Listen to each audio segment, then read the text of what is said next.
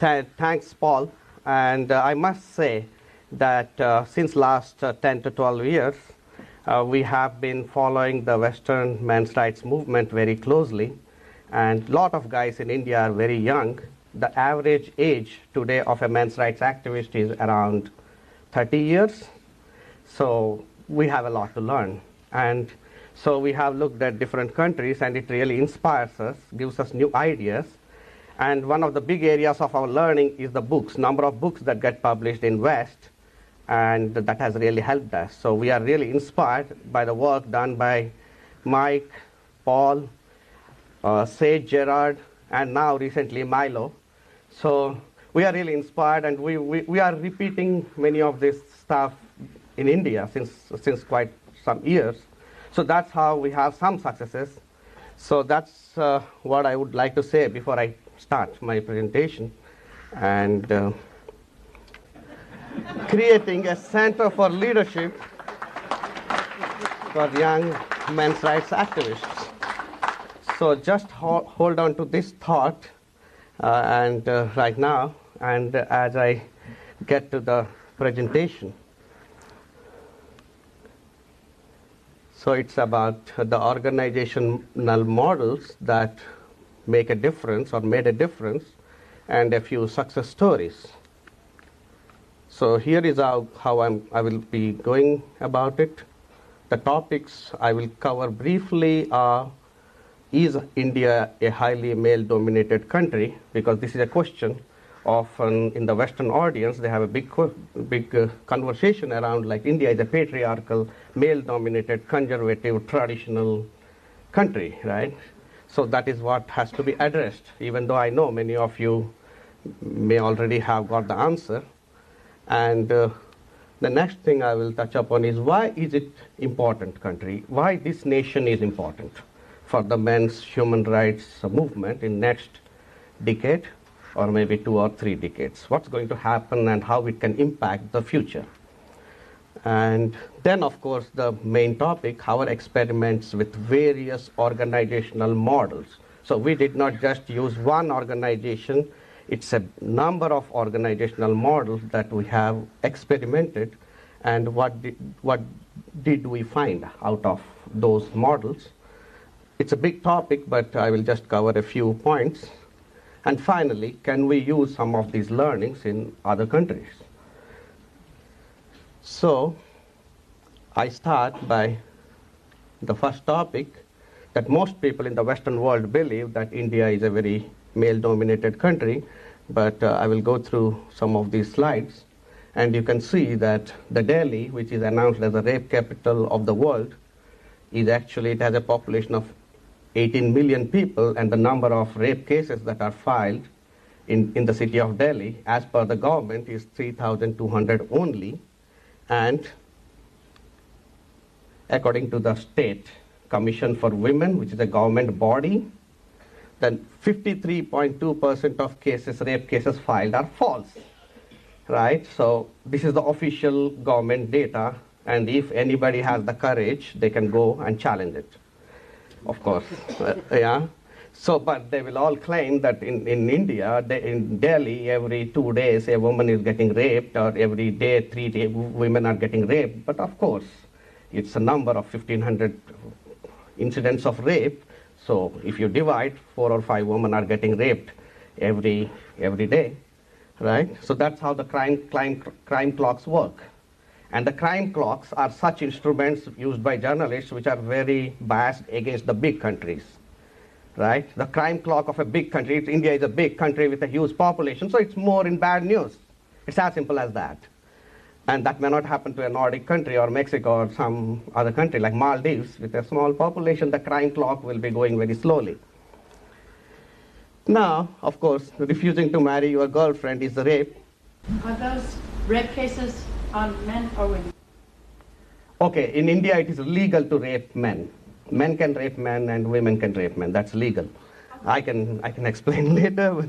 So this is a judgment from a court. Like, man gets 10 years jail. The court has convicted a man because he refused to marry his girlfriend. So that is the language that they use, and this is misandry by the traditionalists.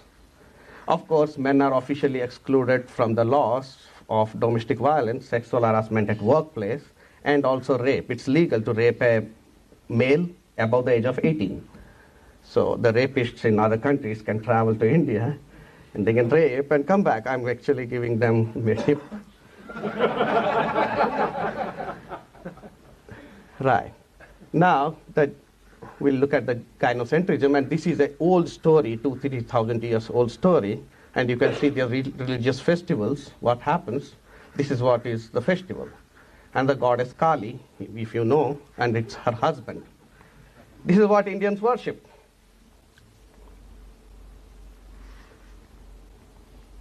This is a governor of a state and a man. And the finance minister of the state is doing this to the female governor. The country itself is a woman.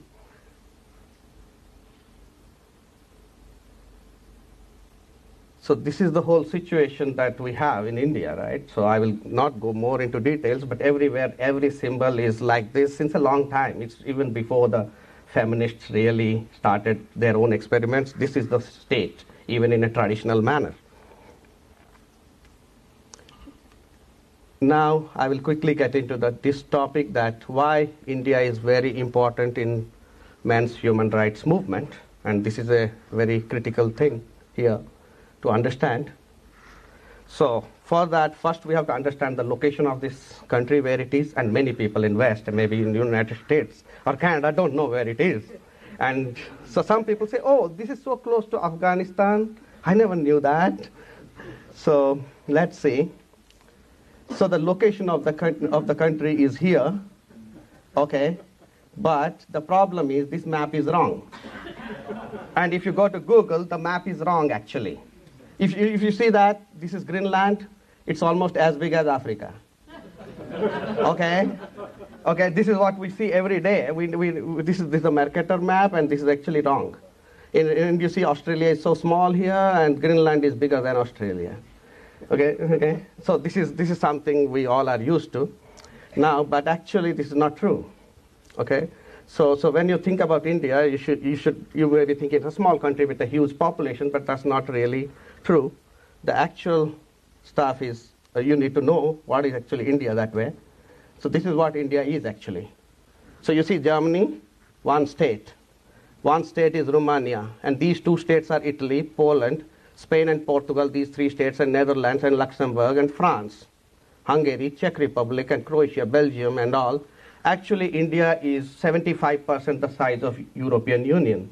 European Union is like 4.3 million square kilometers. India is 3.3 million square kilometers of area. So it's like 75% of European Union. It's a continent of its own in that way. Okay, so it's a huge place geographically. So if you are planning to travel to India, you should never plan to go all around. You should only go to one part of it. Right? So it's a huge country, and of course the other part is the population.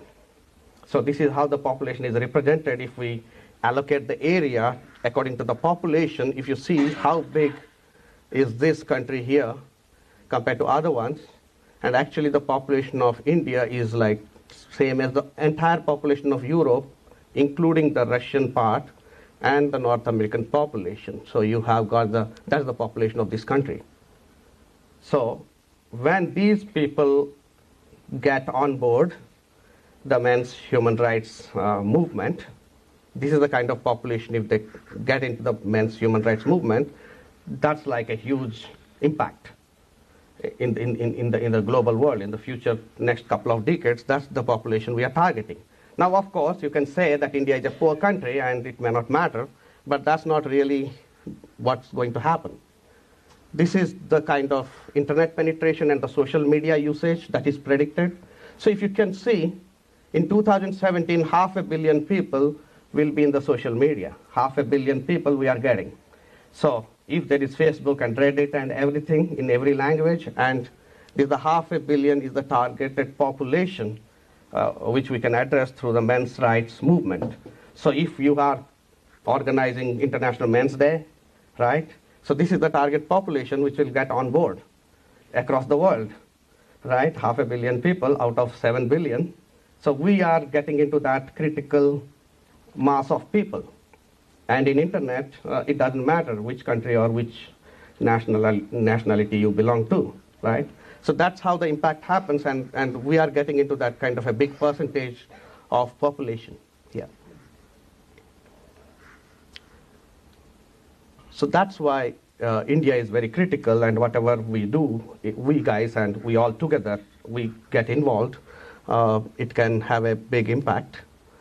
And if you see right now, we have the men's human rights movement has a presence all over the country. May not be in this part, but all over the country we have the presence. And I think similar thing is happening right now in Europe. And I wish it will all be similar in next couple of years. And so I come now to the main topic of our experiments with the various organizational models in India.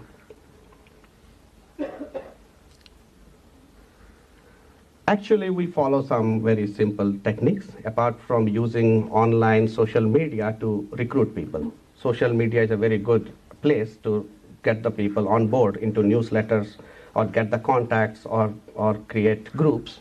So social media is helpful and internet is helpful in recruiting the guys on board. But that's only a small part of the story.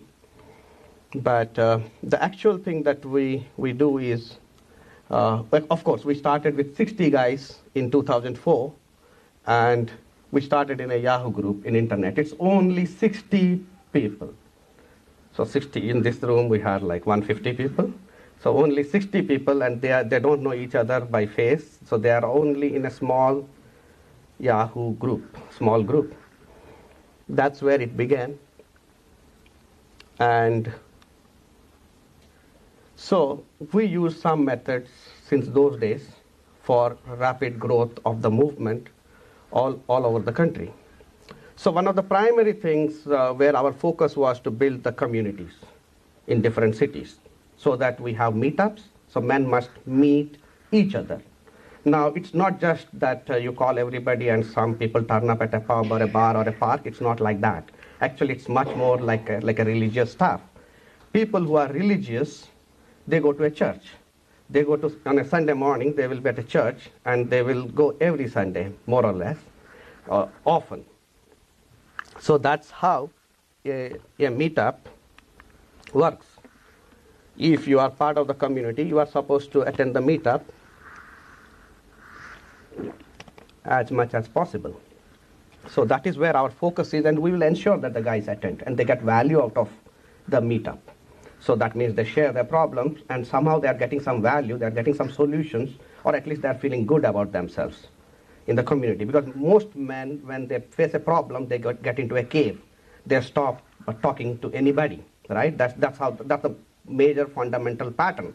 Or they come to the meetup for the first time, the guy comes in and then he meets me in a corner. Can I have a word with you in a corner? That's what he will say, right? So having a strong community and having a strong network, that is where our primary focus is.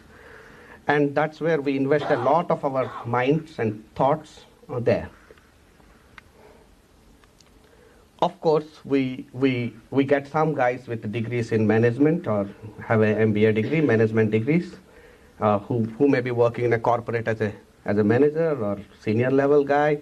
So these guys give us some tips for branding and for people management, other techniques, because it's a formal science, formal methodologies, right? So we can bring in some of those stuff into the movement, into the communities, into the organization. And that helps us put some processes in place and learn. If we make a mistake, how do we learn so that we don't make the mistake again? So we have different levels of process and maturity. So we can measure how mature are we in different dimensions of the organization.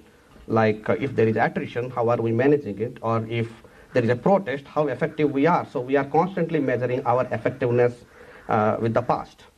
So we, of course, have a team which always looks into ourselves. So this entire thing, what I'm presenting right now, is about ourselves. It's not about feminists and outer world. Our focus is now going inwards, right?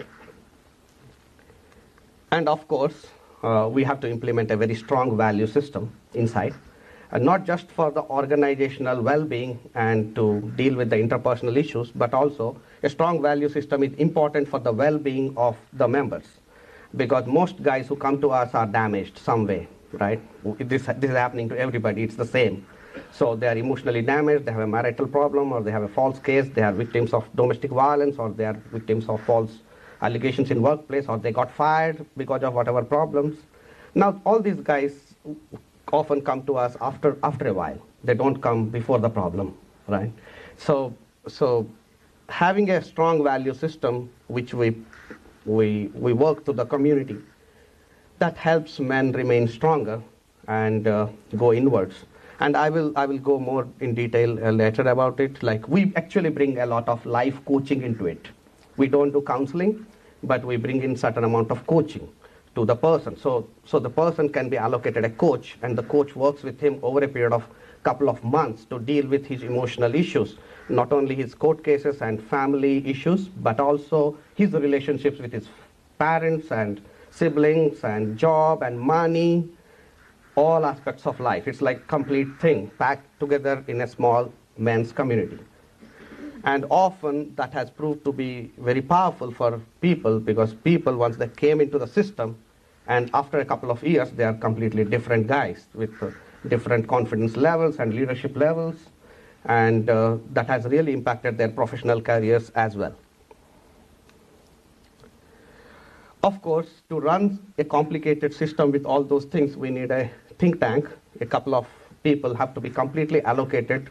They won't be doing any activism or anything outside, but they will be only focusing on looking into these parameters and the internals of the whole system. That's what is needed, and I will go into more detail later. So now I'll get to a weekend meetup in a small place, which we had actually rented these community centers, and every weekend these guys meet. Yeah, every weekend these guys meet, and they discuss about their life, and you can see they are all happy. Each of these guys may have gone to prison, or he may have faced domestic violence, or he may be facing multiple court cases for a couple of years. But you see, none of those guys look sad. That's the whole shift that we have done, of course, using various techniques of life coaching, which we have picked up from here, there, and worked on ourselves. So, of course, this is the community from Delhi. The previous one was from South India, but this is from Delhi. So they have gone for a retreat somewhere into the hills near Himalayas. So they are there, and this is a protest in Bangalore. It's a hunger strike for fathers' rights. And so having a strong community means we have strong protests. This is a protest in Delhi in 2012, and actually we used this protest to roll back the no-fault divorce law. This is a fathers' right protest in Bangalore. So you will find a lot of these pictures if you search in internet.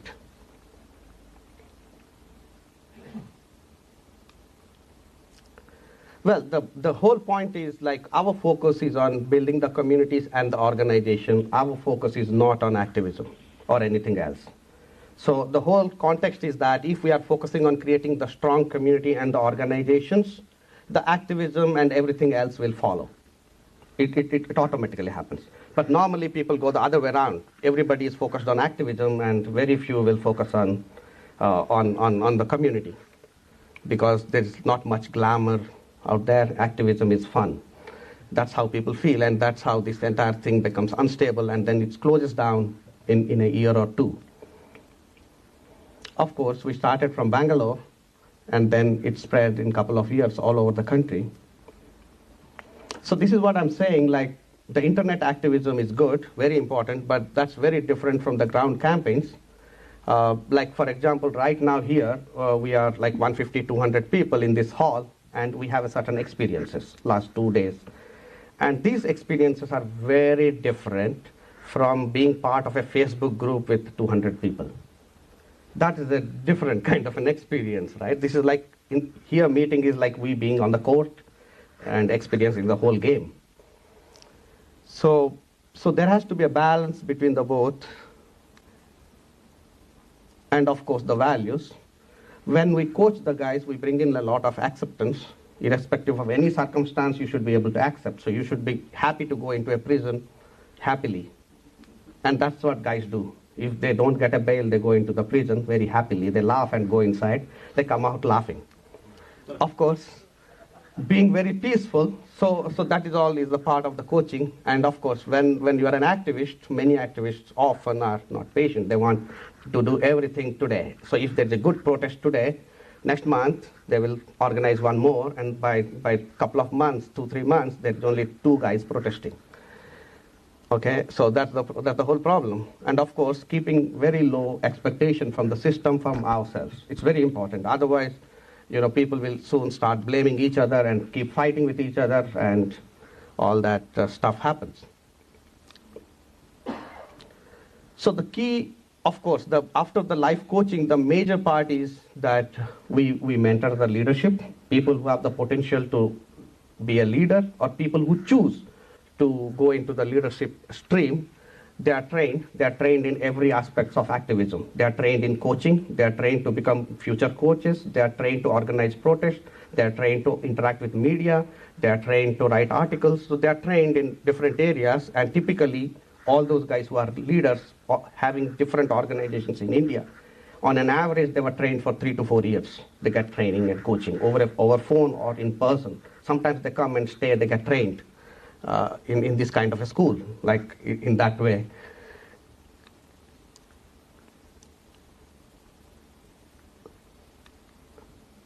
So one of the ways we did, we expanded all over the country. One of the ways that we used is to make it very easy to become a leader.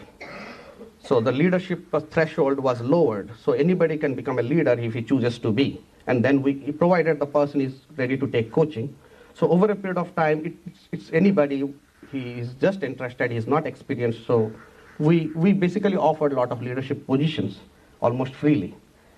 And then the people showed up as leaders. So they were not like real strong leaders, but as they were given the responsibility and pushed into the swimming pool, they started learning. And with some amount of coaching, they could be strong there. And of course, the mentoring for the new leaders. Now here is the problem. Yeah, thank you. So here is the problem about the organizational structures, as Thomas Walter was talking about, that who has got the longest. So of course, that's a big part of the whole problem that comes in, who has got the longest one. And men, the way they are, they will be fighting with each other. Now the question is, should we have a hierarchy like this? The organization should have a hierarchy like this, or it should have something else? We experimented with the hierarchy in the beginning. In 2004 and 2005, there was a big, nasty fight. Almost they went to the local judge and called the local judge to mediate, who was sympathetic to us, and he was mediating, right? So it was very bad, and this happens across all cultures. Now the other way is no hierarchy. You are totally flat, but with a moderator or some kind of a facilitator doing this. So this works well in internet and other kind of meetups. So we actually moved to this kind of a system, and it was very tricky. I will take a long time to explain if I go into that, but that is how the Save Indian Family Foundation was created, actually. It's not one organization, but it's an umbrella of many organizations with a website and strong values. So this is how a massive umbrella is created with multiple hierarchies and communities across different parts of the country. So they are independent, they're like different local startups doing their own things, but then they have a strong internal network. And in a way, I can see right now AVFM emerging like that at a global level in some way. So that's what is happening, because people are from different organizations across the world. But the basic difference is we had a training process in the back. So the DNA is the same. Across all these organizations in different cities, 20 cities, the DNA is the same. It's not like they have a different value system. It's not so. And some of the methods that we used, I have only 2 or 3 slides. So playing a highly defensive game, we actually are very defensive when we communicate, when we interact with the system or feminists or in media. So that makes us take a kind of a center-left position. We never actually take a conservative position in India. And our name, the Save Indian Family Foundation, is basically an accident. It's a very conservative sounding name, but actually we are men's rights activists with slightly a liberal inclination. And of course, we focus on very, very few issues. We don't go all over the place because we do not have resources. And we only focused on creating one or two strong memes, like say the misuse. The misuse of laws is so strong that it echoes in parliament every now and then. And here is what we do. We actually wait for the right opportunity to strike. So activism is not our focus, but when we see a right opportunity, everybody goes and attacks in the media and then comes back. So we actually spend our resources very wisely. And we are, of course, have patience for a very long, drawn battle. So the entire movement is like a machine with multiple moving parts. And so that's where the whole complications come, because it's an umbrella with many groups working on many things and many organizations working. And then how do you coordinate? Because they may go fly off in different directions. So that's where the think tank comes into play. Like the people who are highly trustworthy, they would be looking into these different issues and the directions and all, so that they are like the main control system sitting in the middle. Of course, some successes of MRM, I will not go much into details, but yeah, the successes are like, of course, we had a conference recently where we got a professor from India's #1 law school, India's #1 mental health institute, to address us. And no feminist turned up, actually. And we got that into place. We rolled back the India's no-fault divorce law. And our MRAs are often in prime TV channels, any TV channel, the CNN's Indian equivalent, CNN 18. MRAs are often called there for TV debates on gender issues. Of course, there is a bias. The anchor may be biased, but it's possible that out of 5 participants, 2 are MRAs. It's possible. So we got a lot of influence in the media. And the thing is, one of the political party, the liberal political party, which ruled us for 10 years, from 2004 till 2014, actually lost very badly. It's finished almost in a parliament of 550 seats. Currently, it has got only 44. So it's finished, and that's the party which ruled India for 60 or 70 years. So that party has got reduced to only 44 seats, less than 10% of the seats. That has happened because of all these affirmative actions and left-wing politics and all that stuff. And a few more successes are like, okay, our guys protested outside Parliament and got arrested a couple of times. We got a misuse clause built into our sexual harassment law. So the sexual harassment at workplace law is not gender neutral, it's only for women, but we have got a misuse clause built into it through our lobbying. So that's like something very unique. And recently, the Indian women's minister, just like in other countries, you have a women's minister, and our MRS fought in Facebook. She was in Facebook saying that, ask me questions, and there was a fight. Okay, so I complete my presentation. I will take a couple of questions, and we have how much time? Thank you.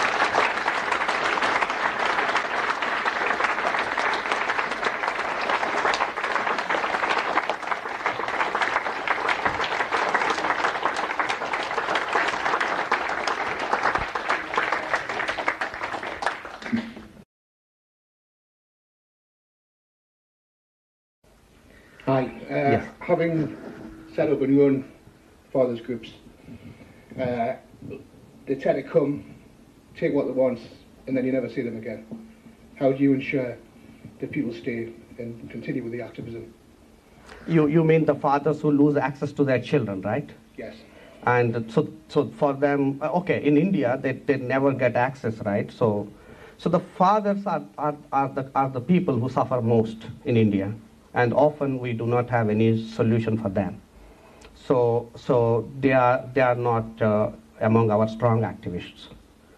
We don't count them. Means we are okay, we are sympathetic to them, but we don't have huge expectations from fathers because they don't meet the children and they can't go to the school, and that's a big problem. But But let me put it this way, that we also feel that it's a low-hanging fruit. The father's rights is where we will get the next victory, big victory.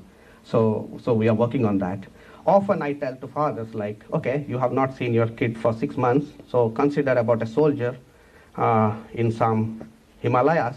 The Indian soldiers often go there and fight or stay, and they don't see their kids for 6 months. They don't see it. And just see in that context that you are a soldier making a sacrifice for the nation or whatever the circumstances are. But it's relatively difficult to coach fathers. Anil, you mentioned the allegation of India being a male-dominated country. Right. Are there any differences between the big cities and the more rural areas? I will say no. I will say the answer is no, because the women in rural areas are mainly agrarian, the farms, and in the agricultural fields the women work. Okay, so women have economic empowerment in rural areas. Okay, and then the government has all these subsidy programs where you have a minimum wage and you are guaranteed a minimum wage. So I have seen poor women being very, very independent economically. They don't have to seek a job, they just go and work.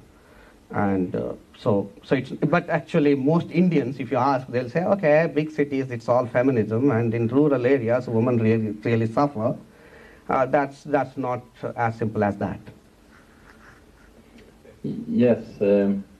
Finally now, after 2 days here, I feel like we have found the answer. Several speakers have told about the description of everything in a few years, but please, be leader of the world. We need your organization, Chief.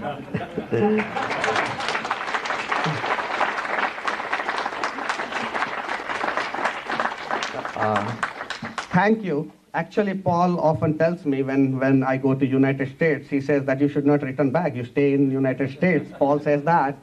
Well, it's not about me. We can always teach the processes about what learnings we have, because I have not learned these things overnight. I have spent every day 4 hours or so for 10 years or 12 years. So that's the amount of time I can slowly teach for everybody, and over a period of time, it's possible.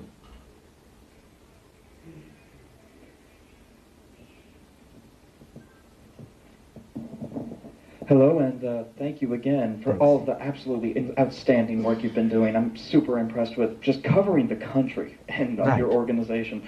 I did want to ask, when you were talking about recruiting via social media, was your focus on recruitment more through contacting individual men one at a time, or focusing on those memes? Which was more effective in increasing turnover and increasing volunteers? Okay, yes, this is a very, very interesting question. So I'm talking about 2004, when we were only 60 people. So here is what we did. In those days, Facebook, by the way, Facebook is not good to recruit. It's not easy. We basically, a lot of techies, we went and we had all the Google, they basically found out all the Google techniques into search engine. So you write small blogs and ensure that all these blogs come into the search engine. And in those days, Google blog search is the one where you can get indexed very fast. So most of these guys, see, they did everything. They wrote all kinds of hidden texts with the same font, all tech stuff, so that the people who are searching in internet with something like men's helpline, harassed husbands, victim, and dowry loss or domestic violence, I need help, all these keywords, it's all keywords. So, and then we give them the numbers. This is the number. So we have the helplines, right? So these are the numbers. And once the media came into picture, so we ensured that the media publishes our helpline numbers. So the helpline is the key, right? Once the media has published, for example, in a city in eastern India, we did a press conference. We had some influence. Next day, we got 10 newspaper articles across 2 states, huge states, and then we got 120 phone calls within a couple of hours. And we conducted a meeting. We got 30 people out of that 120 in the next few days. And out of those 30, we found 4 leaders. And we coached them. And In 6 months' time, these guys did a conference like this in that city with the city former mayor coming in, was a speaker, and the vice chancellor of the local university is the dean of the university, law university was. So that's how we went, recruiting people. And even today, it's the helplines. People search for helplines, and they come and they subscribe.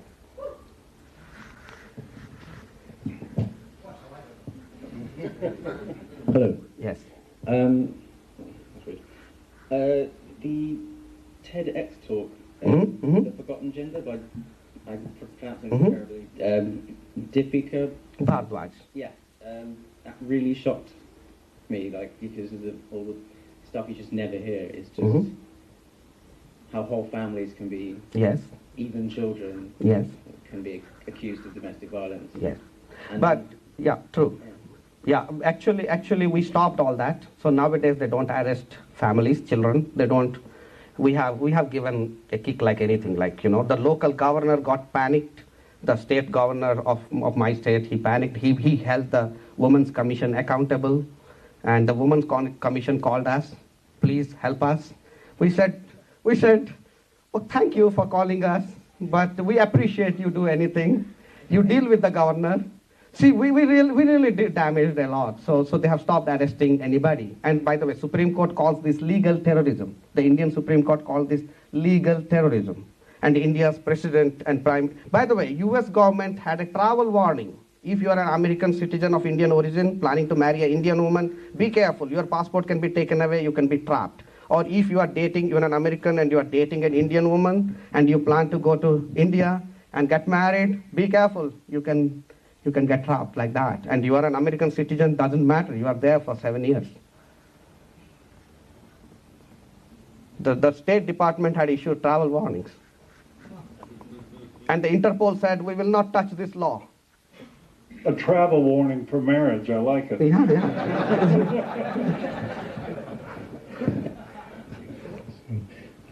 Thank you. Network for Men is hoping to do something similar. Right. So I'd really like to learn, on behalf of the network, I'd like to learn from you. Maybe 1 or 2 top tips as well, in addition to what you've said, and also some way that we can collaborate and work together. Yes, I already said that, like, one has to be very patient, and you should be happy if there is a fight. That's what we were discussing about Thomas Walter. He's saying everybody is getting scattered, and there is a fight. Actually, we are happy about Germany. Something is going to happen. Yeah, so you should not... I was talking to him yesterday, so you should be happy. Whenever there is a fight, it's good, actually. Something will come up. That's why there is a fight. It's like childbirth, you know, there's a pain, and then the child is born, so like that. Well, I'm afraid that's all the time we have for questions for Anil. What an excellent presentation. Ladies and gentlemen, Anil Kumar. Thank you.